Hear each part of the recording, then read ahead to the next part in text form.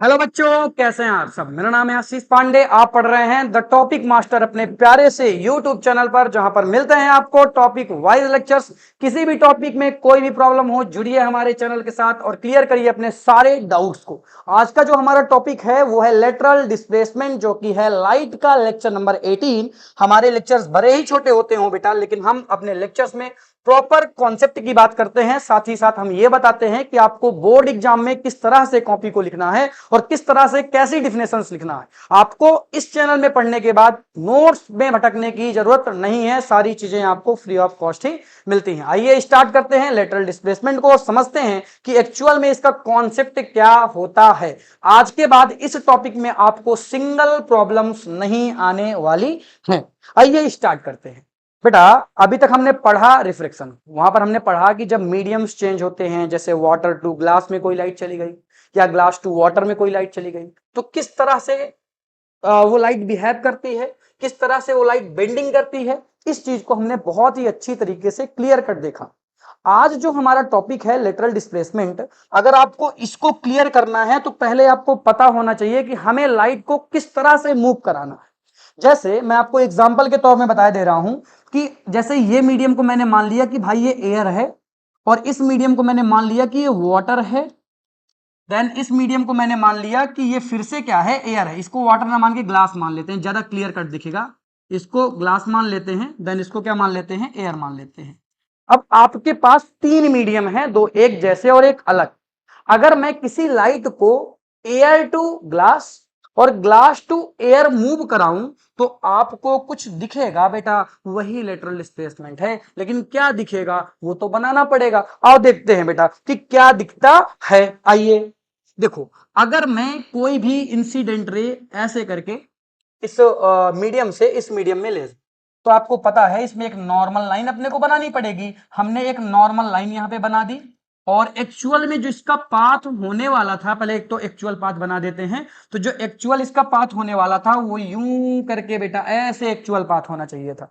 ये लाइट ऐसे आनी चाहिए थी और यूं करके सीधे निकल जाती। हल्की सी टेढ़ी लाइन दिख रही होगी बट बेटा सीधे निकलती। ओके ठीक है। बट होगा क्या, क्योंकि यहां पर मीडियम चेंज हो रहे हैं, जरा ध्यान से समझना। क्योंकि यहां पर मीडियम चेंज हो रहे हैं, अब लाइट एयर टू ग्लास में आ रही है, तो लाइट बेंडिंग को शो करेगी और लाइट बेटा यहां पर बेंड हो जाएगी यूं करके ऐसे। अब लाइट यहां पर बेंड हो गई तो आपको एक नॉर्मल लाइन बेटा और यहां पर डालनी पड़ेगी। ये मैंने एक नॉर्मल लाइन यहां से बना दी।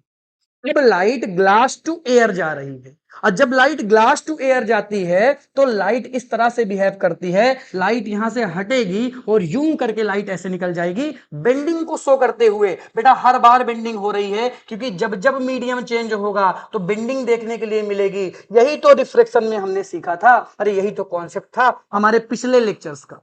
तो यहां पर आपने एक चीज देखी कि जो हमारा रियल पाथ, ये हमारा बेटा क्या था, ये हमारा रियल पाथ था। अरे हमारा नहीं भाई, लाइट का था। अरे किसका था, लाइट का था। तो इस रियल पाथ में जो कि होना चाहिए था ऐसा, बट बेटा क्योंकि यहां पर रिफ्लेक्शन हुआ और लाइट यूं करके बेंडिंग होते हुए यहां से जा रही है, एक्चुअल में जो यहां पर डिस्प्लेसमेंट आपको देखने के लिए मिल रहा है, जो डिस्टेंस बीच में बन रही है, इसी डिस्टेंस को, इसी बीच की डिस्टेंस को बेटा मैं बनाता हूं, एक बार ध्यान से देखना। इसी बीच की डिस्टेंस को बेटा मैं क्या बोलता हूं, लेटरल डिस्प्लेसमेंट बोलता हूं। क्या चीजें क्लियर हुई क्या।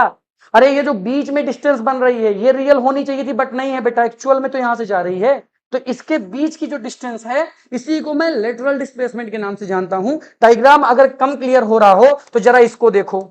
अरे डायग्राम अगर कल थोड़ा सा कम क्लियर हो रहा हो तो इस डायग्राम को देखो, इसमें मैं एरो बना देता हूं बस, क्योंकि एरोज इसमें कहीं नहीं बने हुए। तो देखो ये इंसिडेंट रे थी, यहां से ये दूसरे मीडियम में जाती है। ये मीडियम क्या था आपका, एयर था। ये मीडियम को मैंने क्या कहा था कि ये ग्लास है, और यहां पर ये बेंडिंग को शो की और यहां पर आ गई। अब पहले यहां पे थी, पहले यहां पर थी, फिर बेंडिंग हुई बेटा, देन फिर ये यहां से निकल गई। बट ये लाइट को अगर मैं सीधा ले जाता तो ऐसे जाती कि नहीं जाती।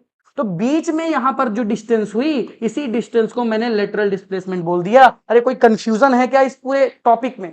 तो यहां पर ये एयर है, बस आपको याद ये रखना है कि जब लेटरल डिस्प्लेसमेंट होगा तो लाइट आपकी एक मीडियम से दूसरे मीडियम में जाएगी।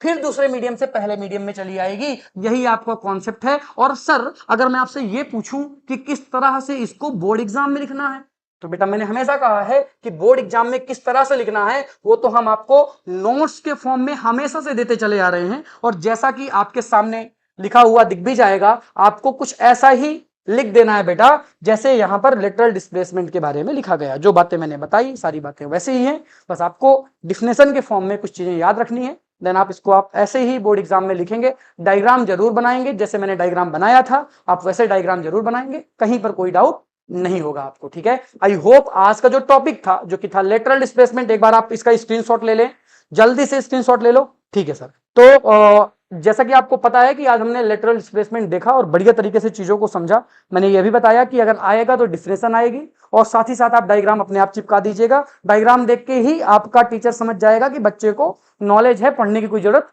है ही नहीं। ऐसे ही बोर्ड की कॉपियां चेक होती हैं। ओके ठीक है, तो मिलता हूं आपसे मैं नेक्स्ट लेक्चर पर। Thank you so much for watching.